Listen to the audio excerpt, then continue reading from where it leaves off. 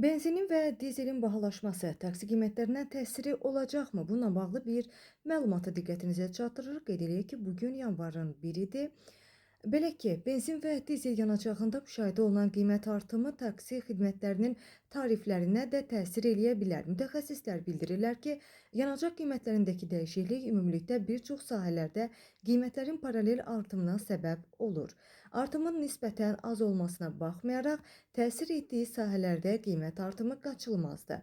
Ekspertlərin sözlərinə görə, yanacağın bahalaşması daşıyıcı şirkətlərdə gediş haqqına birbaşa təsir eləyəcək.